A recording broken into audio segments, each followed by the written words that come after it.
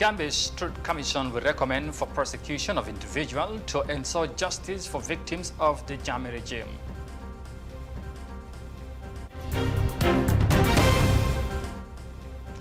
Kenyan teachers will take the COVID-19 vaccines as the school set to resume, authorities say.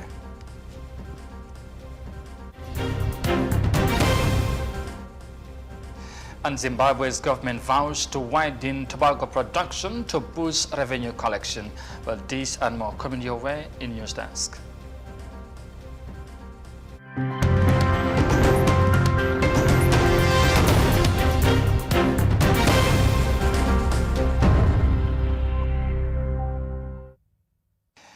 Hello, this is Africa TV and many thanks for joining us. I am Amadou Kante and now the news in detail, and we begin with matters of the TRC because the Executive Secretary of the Truth, Reconciliation and Reparation Commission, Babagale Jallow, said the Commission will recommend the prosecution of certain individuals to ensure justice for victims.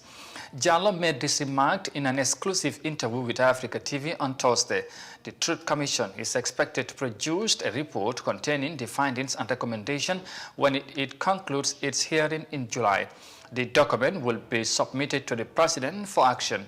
Binta Fati has more details of that in this report. The Gambia's Truth Commission is at advanced stage of its public hearings on the gross human rights violations, extrajudicial killings, enforced disappearance of journalists, interference in the justice system, among other issues during Jammeh's era. The Commission is expected to produce a report containing the findings and recommendations when it completes hearing in July.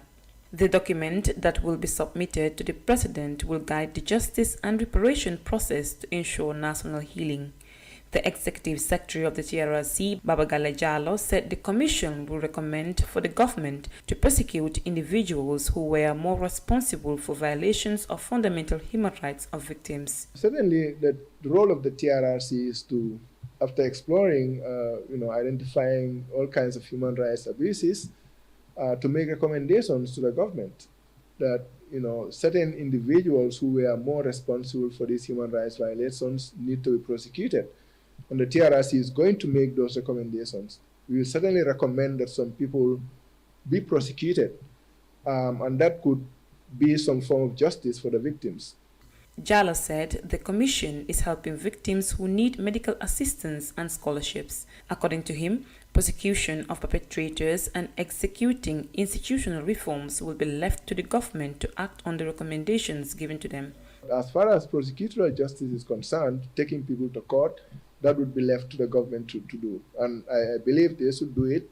I believe that the Gambian people should insist that the recommendations of prosecutions that will come out of the TRRC are implemented by the government. The Truth Commission revealed several human rights violations, including extrajudicial killings, enforced disappearance of victims, as well as journalists, among a host of violations on the fundamental human rights of victims. TRRC was established by an Act of Parliament to investigate and establish an impartial historical record of human rights violations, but to also consider reparations for victims of abuses, promote reconciliation, and a non-reoccurrence. For Africa TV News, I am Binta Fati. The Executive Secretary of the Gambia's Truth Commission there saying the Commission will recommend for prosecution of some individuals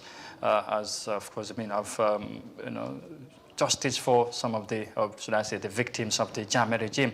Now to Zimbabwe next, because the Zimbabwean government seeks to improve tobacco production for the next 5 years as part of initiative to generate more foreign currency reserves. Tobacco farming has been a success story in the South African country. Authorities have vowed to boost the industry to reinforce revenue collection. Despite the new initiative, the long-standing payment arrangement for farmers remain as a concern. Here's more details of that in this report. A good rainy season is expected to propel tobacco deliveries to 200 million kilograms, up from 135 million in 2020. About $800 million will be generated.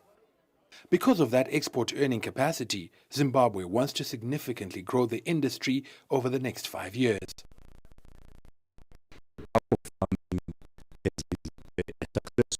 In terms of small or communal, farmers in terms of their engagement to the sector. So building on that would make sense. But the manner in which it has to be done also requires expanding markets, because the major markets will be the likes of China and things like that. But then there's need to also go beyond that and expand markets, but also capacity, and also improve some of the payment modalities, because at the end of the day it should be profitable for the farmer. Payments have been a persistent bone of contention. This year, farmers will get 60% of their proceeds in US dollars, well below the 80% they had wanted. You understand that all the inputs that the farmer actually use, even the machinery, is actually bought using US dollars. And even the loans that they borrow, they actually, everything is charged in US dollars. So you find that the farmers, by default, the farmers are supposed to also get 100% payment. Farmers say the market rates. US dollar. That figure, to be realistic, is still away from us unless we put all the fundamentals that I have actually mentioned right. Then we can actually see a growth.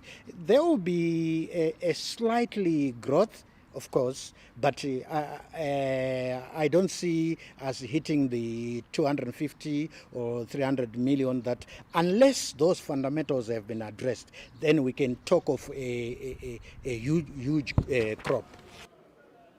Government is heavily dependent on tobacco revenues to bolster sparse foreign currency reserves.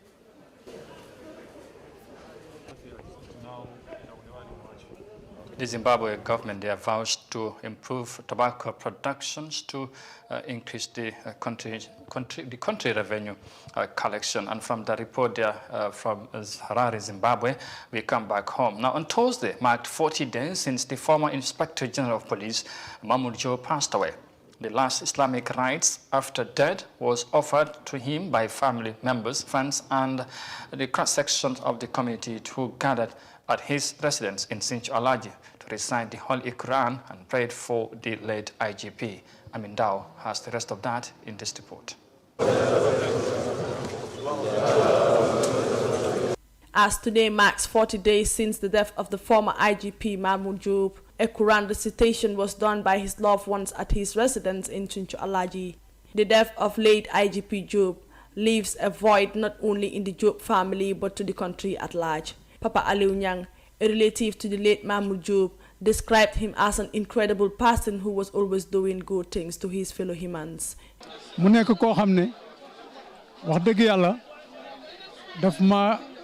Mamour was like a blood brother to me. Whatever occasion we have, he would request for my presence and leave everything in my hands. This child you see standing beside me is the last born, and he named him after his in-law, Alhaji Keba Ndao, a father to my wife and his wife, Mariam Ndao. Mamour was an incredible person, and wherever we are, we will keep talking about him, because he was doing good things all along until God took him away. This is why we are never tired talking about his deeds, and wherever we are always praying for him. May Allah have mercy on his soul, grant him the highest place in Jannah. Imam Haiba Hydra, the Imam of the Banjul International Airline, preached on the importance of doing good deeds as a human. I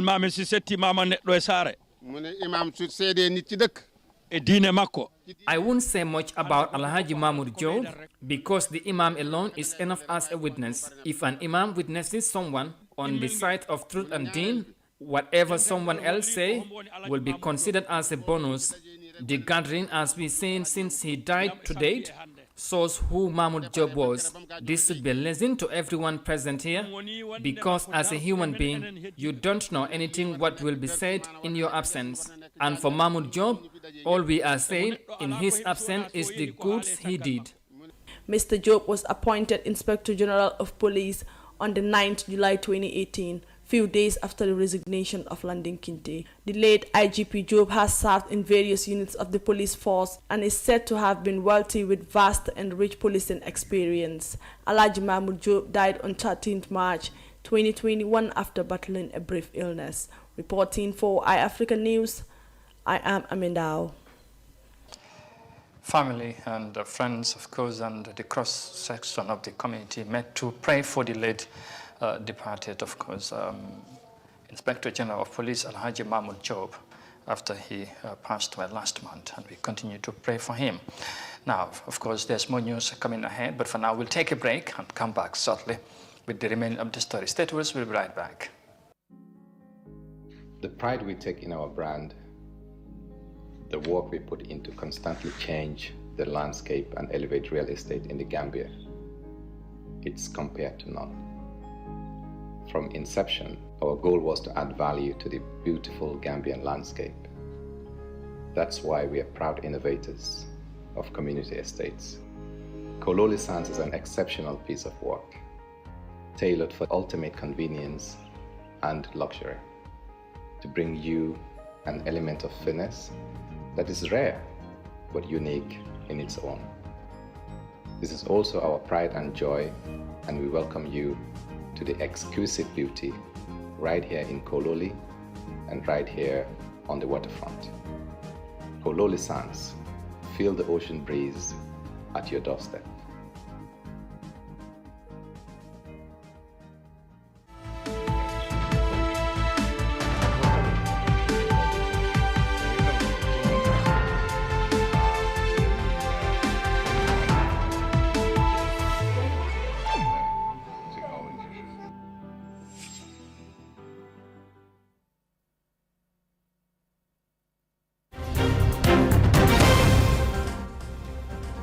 Thanks for joining us. Now, ahead of the reopening of schools in Kenya, the government plans to vaccinate all teachers as part of measures to protect them against the coronavirus pandemic. The move has been welcomed by the teachers, considering that they were among the people hardly hit by the virus. Some parents of students also supported the initiative, despite holding reservations on the safety of their children. Here's more details of that in this report. Kenya's education calendar has been greatly affected by the COVID-19 pandemic, and with just weeks to go before schools are reopened, the Kenyan government is making arrangements for all teachers to be vaccinated. Peter Amunga, who is a senior teacher and also an official of the Kenyan National Union of Teachers, has already been vaccinated. He is upbeat as he prepares for the new school term. A vaccine, especially for teachers, over COVID-19 is very important. So we have taken it that it is good for us, it's good to safeguard our lives, and because we are frontline workers, we are mixing with learners every day, we have taken it positively that vaccination is important. This school is getting ready for yet another unpredictable term. Many teachers have come here well ahead of reopening day so as to prepare for the work ahead. Prepare your child well. Teach them about this pandemic, let them know what it's all about, prepare them and look for a mask for them. How far are you with your work? Rachel Angatia, who is a mother of two, is preparing for school term ahead too. Her children, Tumaini and Talia, are finishing their school assignments and revising work done earlier. In a few weeks' time, the children will be back in class. As a mother, she has concerns about the safety of the young learners. We have the third wave of the COVID-19 with us now. And we have really tried to keep these children safe. We have ensured that they stay in the house. We have ensured that they put on masks when they leave, and we supervise. We are here to supervise even when we go out. We're able to supervise their putting on of masks and all that. But now when we release them to go to the school van or the school bus, it becomes a bit tricky because they're children. At the end of the day, they're children, and they will drop their masks. Kenya's Teachers Service Commission says the country has lost 8 head teachers, 3 deputy head teachers and 15 teachers to the COVID-19 pandemic. It has instructed teachers' health insurance providers to ensure that they provide medical cover for teachers seeking treatment for any COVID-19 related ailments. For many parents, the vaccination of teachers is a welcome move. I think it is best that they be vaccinated. It is best. We have better chances for the safety of our children if the teachers are vaccinated as compared to when they are not. The new school calendar will be starting off here in Kenya in a few weeks. Parents, teachers and even pupils and students are hoping that this time round there'll be seamless coverage of syllabus without hiccups. It's been almost 2 years of inconsistency and so many students are also failing the exams or performing dismally courtesy of the gaps. And from the report in Kenya, now to North Africa next, because despite the impact of the global COVID-19 pandemic, Egypt's hotel industry is gradually returning to normalcy after a long break due to the pandemic. Several businesses, including the hospitality sector, were adversely affected when the government introduced measures to contain the spread of the virus. But stakeholders are hopeful of a positive season in 2021 as government continue to provide support for the industry. Let's have more details of that in this report. The Collier International report paints a positive picture for Egypt's hotel industry this year. This is despite the damaging coronavirus-led fallout that pummeled the industry in 2020. An average 38% occupancy rate is an improvement from the previous year, but is still half of the pre-COVID-19 rates. Low expectation because of the pandemic. We did not receive many nationalities to the Egyptian destinations, just the East European, but all the West European like German, Dutch, Belgium, UK, they did not start arriving. So that's why the expectations are definitely it will never be same as 2019. It will take time. It will take at least two years to receive same number. Egypt started to have new source markets we have never received before. For the leisure, like Romania, like from Moldova, from Serbia. So the market mix became totally different than before. Ironically, despite the industry ailing due to the pandemic, Top Hotel News says there are 54 new hotels under construction in Egypt. These are expected to add 16,000 rooms to the market. The return on the investment, they could see as well that it would be coming in a shorter period of time. Despite all the what has been happening, the government also has been supporting investors during the pandemic to ensure they are operational, to ensure that they are able to keep their workers. And all of these efforts by the government, when the investors find that the government is quite serious about it and is doing, they would approach the country to make their investments in it. And Amr Karim, an executive at Travco Group, which owns 70 hotels, agrees that the North African country has potential for more investments.